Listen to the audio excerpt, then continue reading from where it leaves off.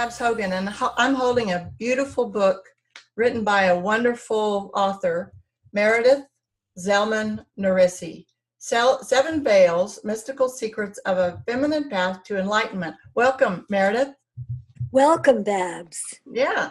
I did a little research on the word enlightenment. I had to look it up to make sure I had this right. So here are the words. The synonyms are insight, understanding, awareness, wisdom, education, and knowledge. And I'm thinking you did it all in this book, so congratulations. Thank you so much. That's very kind of you. I worked hard on it, but it also kind of began to have a mind of its own. Interesting.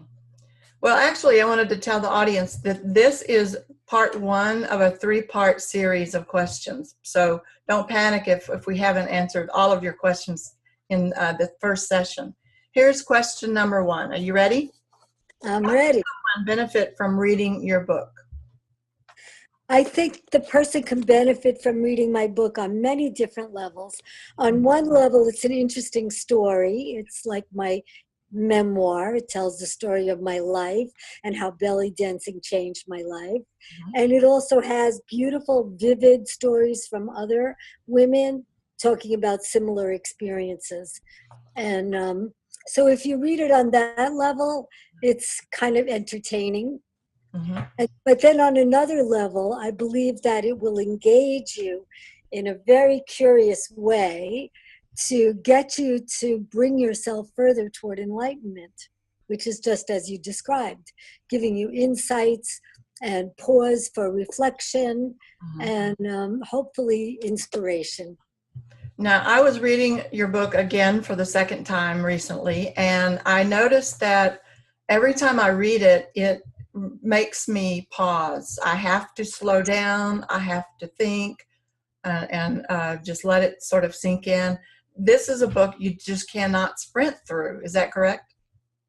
Yes, that's what I mean by reading it on the deeper level. Right. You could go quickly and then miss the depth.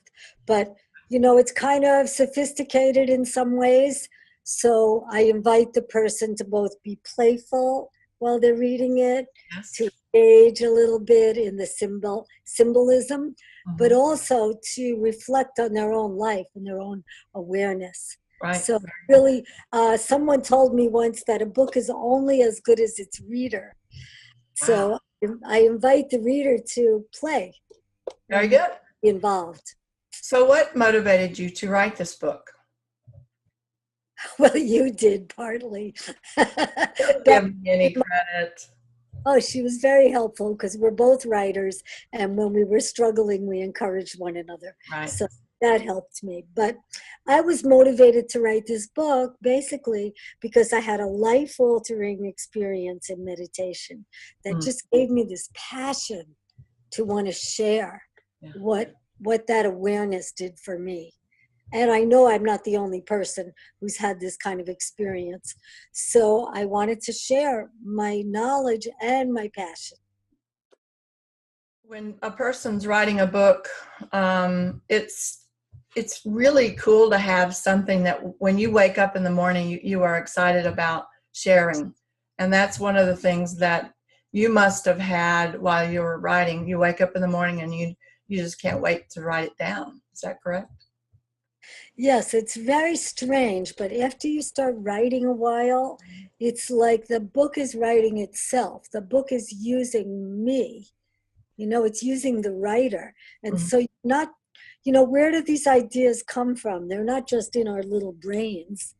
You know, people call it the non-local brain, but there's a knowing and awareness. And once you get involved, it's kind of like choreographing a dance. It just comes to you if you open to it. So it was like that after a while. Part of this book tells personal stories about you. Was it difficult to tell your story, to share yourself in this book? Yes, it was difficult to share it even with myself because you don't want to admit certain things to yourself. But you can't be writing this down and lie. So then it loses its value and its meaning. So yes, I did feel uncomfortable at certain points. I was like cringing that I was writing this, but it's not interesting if you don't tell those parts. Not everything is so pretty in art. Not It everything. has to be genuine, and the reader would know. They would Yeah, know. yeah, They could tell if it was just made up. yes. That's correct. Okay, well, this ends part 1, and unless you have anything else to say, we can look forward to part 2 in a few days. Okay, we'll talk to you soon. Talk to you Bye. soon. Bye.